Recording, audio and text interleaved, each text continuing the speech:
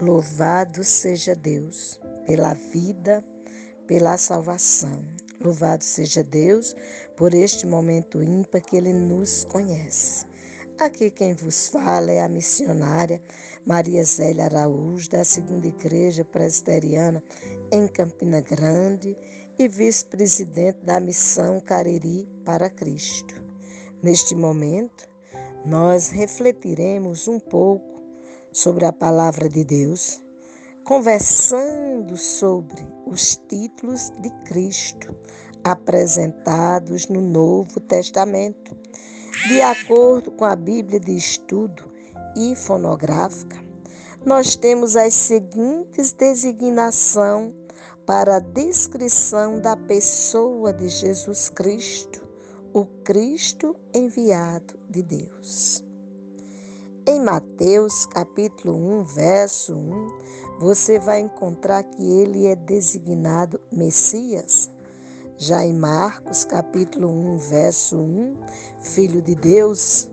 Em Lucas, capítulo 19, verso 10, Filho do Homem. Em João, capítulo 1, verso 1, a palavra, além dos evangelhos, você vai perceber que ele tem várias designações, tanto nos próprios evangelhos, fora os termos que já foram citados, como em outros livros da Sagrada Escritura, principalmente no que se refere ao Novo Testamento. Por que eu estou dizendo se refere ao Novo Testamento? Porque quando nós olhamos as designações no Novo Testamento, se dão exatamente cumprindo as profecias que foram apresentadas a respeito dele no Antigo Testamento, como Isaías capítulo 53, como em Êxodo capítulo 29, verso 9, 1 Samuel capítulo 16, verso 13, 1 Reis capítulo 19, verso 16, como em Isaías 42, de 1 a 9, e tantas outras colocações. Mas, voltando para o Novo Testamento, já falamos dos 4 evangelhos. Veja, em Atos, capítulo 3, verso 22, ele é designado de profeta. Em 1 Coríntios, capítulo 15, verso 45, último Adão. E você vai observando no texto, em Efésios, capítulo 2, verso 20, que ele é o alicerce. Mas, em Colossenses, capítulo 1, verso 18, cabeça da igreja. Ainda em 1 Coríntios, capítulo 2, verso 8, que ele é glorioso, Senhor. Em 1 Timóteo 2, 5, mediador entre Deus e os homens. Em Hebreus, você vai contemplar no 3:1, capítulo 3, verso 1, que ele é grande sacerdote. Em Hebreus 13, verso 20, ele é grande pastor do rebanho. Em Apocalipse, descendente do rei Davi. Apocalipse 21, 6, o Alfa e o Ômega. Mas em João, capítulo 1, verso 14, Filho único de Deus. Neste texto nós temos: e o Verbo se fez carne e habitou entre nós, cheio de graça e de verdade, e vimos a sua glória, como a do unigênito do Pai. Em João 14, verso 6, ele mesmo declara: eu sou o caminho, a verdade e a vida. Ninguém vem ao Pai senão por mim. Em João capítulo 6, verso 35, ele é o pão da vida. Além de ser o pão da vida, ele declara: eu sou a luz do mundo. Capítulo 8, verso 12, capítulo 9, verso 5. Eu sou a porta. Capítulo 10, verso 7. Eu sou o bom pastor, capítulo 10, versos 11 e 14. Eu sou a ressurreição e a vida, capítulo 11, verso 15. Eu sou o caminho, a verdade e a vida, como já disse. Além de ser o caminho, ele é a verdade e a vida, João 14, 6, declarado por ele mesmo. E em João capítulo 15, verso 1 e verso 5, ele deixa claro: eu sou a videira verdadeira. Vamos contemplar que ele, em Mateus capítulo 1, verso 23, temos a descrição do cumprimento dito por Isaías, que ele é o Emanuel, Deus conosco. Ele é a razão da nossa existência. Ele é o leão da tribo de Judá. Conforme Apocalipse 5, verso 5, ele é o Salvador. Você quer ser salvo? Não tem outro mediador, porque ele disse: eu sou o caminho, a verdade e a vida. Ninguém vem ao Pai senão por mim. Tito, recebendo a carta enviada por Paulo a ele, tem a declaração no 1,4 que ele é o Salvador. Ele é o Salvador de todo aquele que nele crê. Pois no Evangelho segundo João, capítulo 1, versos 11 e 12, a palavra nos diz que ele veio para o que era seu e os seus não receberam. Mas a todos quanto receberam, deu-lhes o poder de serem feitos filhos de Deus, a saber, os que creem no seu nome. Não basta estar na terra para dizer: eu sou filho de Deus. Você e eu só seremos reconhecidos como filhos de Deus se reconhecermos a Jesus Cristo como o Salvador, enviado por Deus para nos dar nele vida eterna com Deus. Porque sem Jesus, o apóstolo Paulo, escrevendo à igreja que se encontrava em Éfeso, disse claramente para aquela igreja e diz para todos os demais que leiam as Sagradas Escrituras, que o ser humano sem a presença de Cristo em sua vida, isso através da ação gloriosa do Espírito Santo, que nos convence do pecado, da justiça e do juízo de Deus. Paulo diz claramente à igreja de Éfeso: e vos vivificou, estando vós mortos em ofensas e pecado. Então, se o ser humano, sem a presença de Cristo, sem a presença salvífica de Deus, através da pessoa de Jesus Cristo, que é o único mediador entre Deus e os homens, o ser humano se encontra morto em ofensas e pecado. E o profeta Isaías já nos diz em Isaías 59, capítulo, verso 1 e 2, ele nos diz claramente que o ouvido do Senhor não está encolhido, agravado, nem a mão do Senhor está encolhida, para que ele não possa nos ouvir. Mas o que impede dele nos ouvir são os nossos pecados. Por isso, Paulo apresenta a igreja de Éfeso, dizendo que o ser humano sem Deus se encontra em ofensas e pecado, ou seja, estava morto.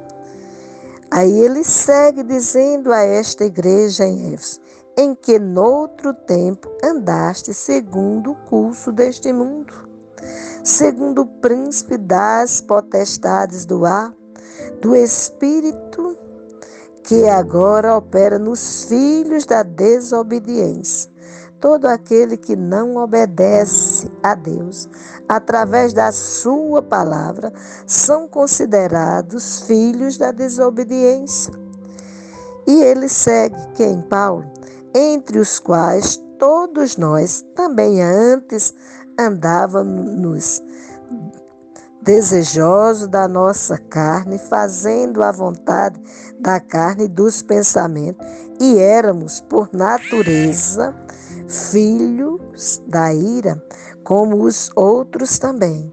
Quando ele fala do contexto de filhos da ira, ele está trazendo para nós a memória o que aconteceu lá em Gênesis capítulo 3. Porque até então, no capítulo 1 e 2, a Bíblia relata que Deus tinha comunhão com Adão, com Eva, e eles tinham comunhão com Deus, e Deus os visitava. Mas no capítulo 3 apresenta a queda e ali houve a provocação da ira de Deus. Mas Deus, pela sua infinita misericórdia, como mostra em Gênesis capítulo 3, verso 15, ele providencia a solução para que nós não permanecêssemos mortos diante dele, mas através da ação gloriosa daquele que ele enviaria, nós seríamos restaurados para ele, aplacando assim a ira que fora provocada e que passou para todos os homens. Em Gênesis capítulo 3, verso 15, diz o texto, o Senhor falando a respeito do que a serpente havia feito ou tinha conduzido os homens a serem desobedientes a Deus. E porém inimizade entre ti e a mulher, e entre a tua semente e a sua semente, esta te ferirá a cabeça, e tu lhe ferirás o calcanhar. E em Cristo Jesus, essa profecia se concretizou-se. Seguindo a descrição, Paulo diz no verso 4 de Efésios 2, mas Deus, que é riquíssimo em misericórdia, pelo seu muito amor com que nos amou, estando nós ainda mortos em nossas ofensas, nos vivificou juntamente com Cristo. Pela graça sois salvos. E nos ressuscitou juntamente com Ele, e nos fez assentar nos lugares celestiais em Cristo Jesus, para mostrar nos séculos vindouros as abundantes riquezas da sua graça, pela sua benignidade para conosco em Cristo Jesus. Porque pela graça sois salvos, por meio da fé, e isto não vem de vós, é dom de Deus. Nada que você e eu venha fazer é suficiente para nos colocar na presença de Deus, da forma como convém a santos. Veja, o profeta Isaías já nos advertiu em Isaías 64, verso 6. Olha o que diz o texto de Isaías.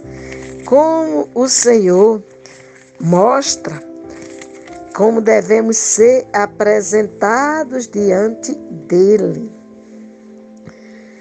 Mas, 64, 6, mas todos nós somos como o imundo, e todas as nossas justiças como trapo de imundícia, e todos nós caímos como a folha, e as nossas culpas como um vento nos arrebata. Então, os nossos atos de justiça são como trapo de imundície diante de Deus, sem a presença de Jesus, porque é Jesus quem nos justifica. Por isso, Paulo continua dizendo no verso 9 de Efésios 2, não vem das obras, para que ninguém se glorie.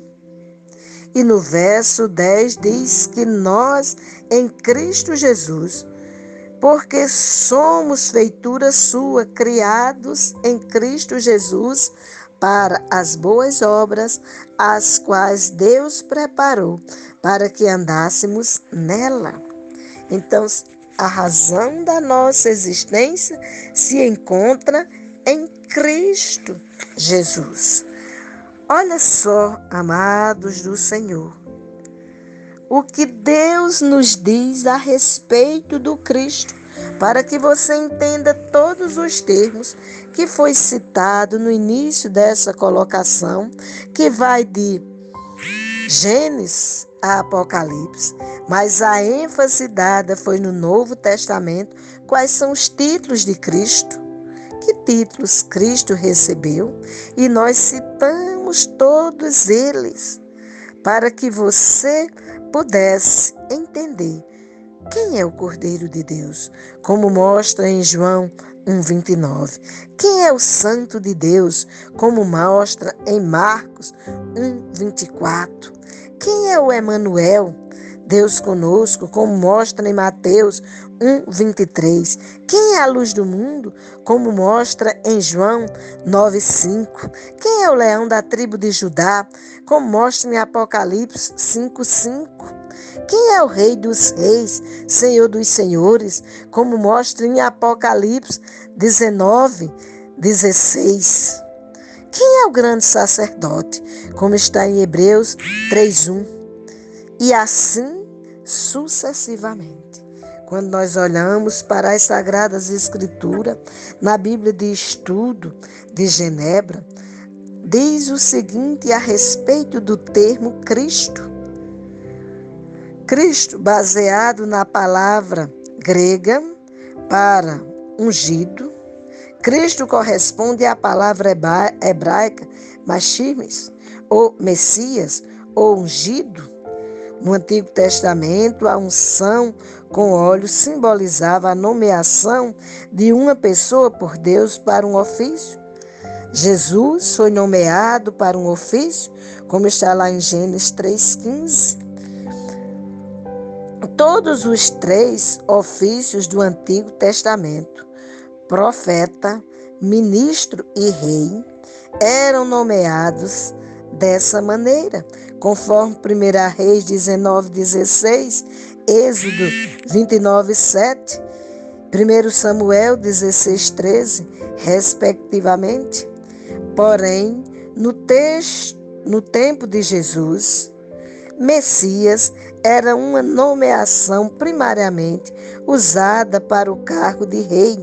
O Antigo Testamento prometeu a vinda de um justo servo do Senhor, conforme Isaías 42, versos de 1-9, o qual seria um profeta como Moisés, Deuteronômio 18, versos 18 e 19, um ministro, conforme Melquisedeque, Salmo 110, 4, e um rei, conforme Davi, o ungido do Senhor, conforme Isaías, capítulo 55, verso de 3-5, Jeremias, capítulo 30, verso 9, Ezequiel, capítulo 34, verso 24, Oséias, capítulo 3, verso 5, Zacarias, capítulo 12, verso 8.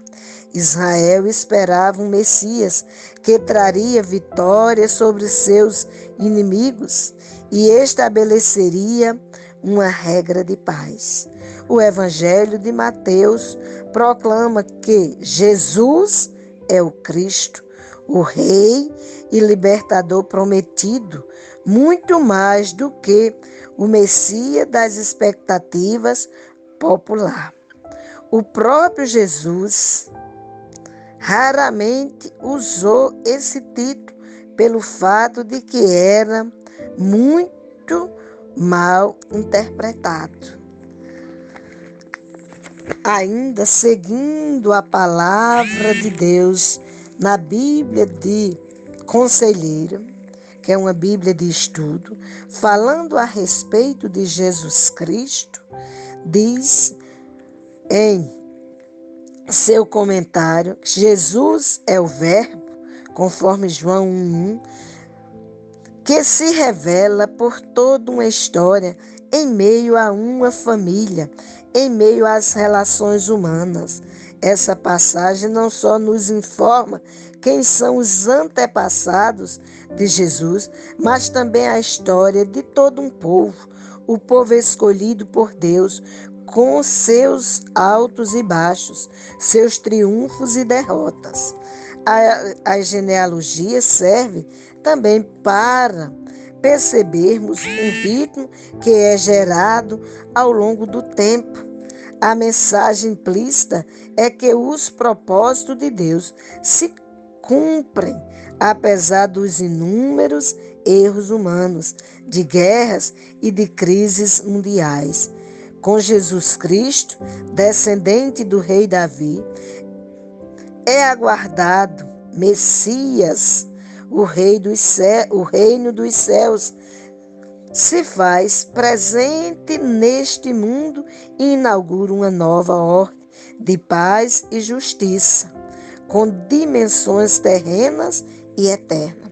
Agora, o ser humano tem, pela misericórdia de Deus, a ação gloriosa de poder voltar à presença de Deus e voltar à presença através de Jesus Cristo, porque Ele é o único mediador entre Deus e os homens, Jesus Cristo, o homem.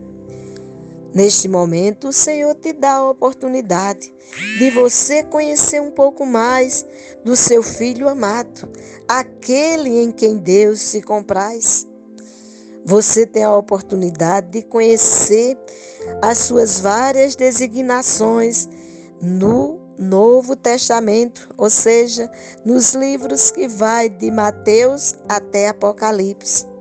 Você tem a oportunidade de saber que Ele te ama e que Ele enviou para ti o mediador.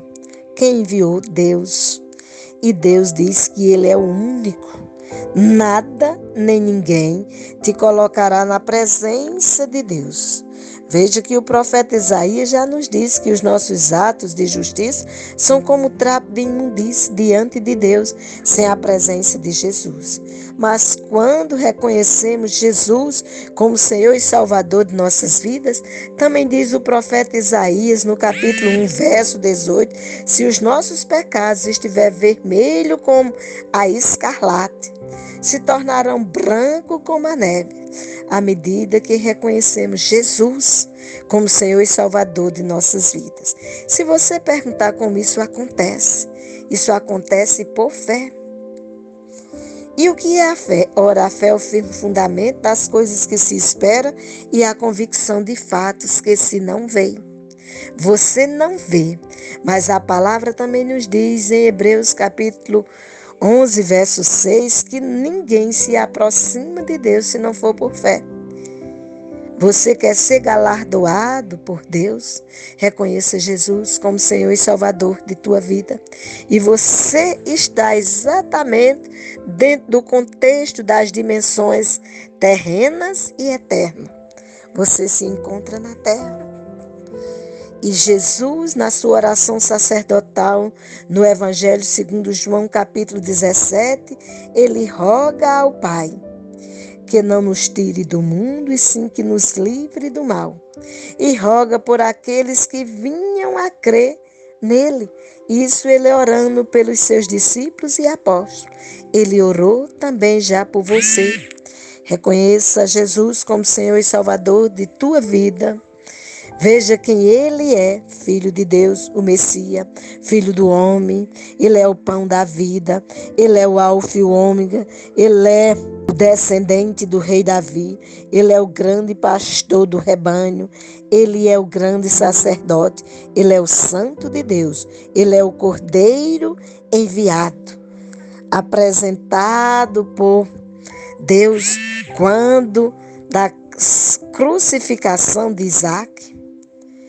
Isaac perguntou a Abraão quem seria, onde estaria o cordeiro, e ele respondeu: Deus proverá para si o cordeiro, e o cordeiro é Jesus Cristo, o Filho de Deus. Que Ele te abençoe, que você pense, reflita nesta palavra e seja reconhecido por Deus através de Jesus Cristo, Senhor e Salvador de todo aquele que nele crê. Amém.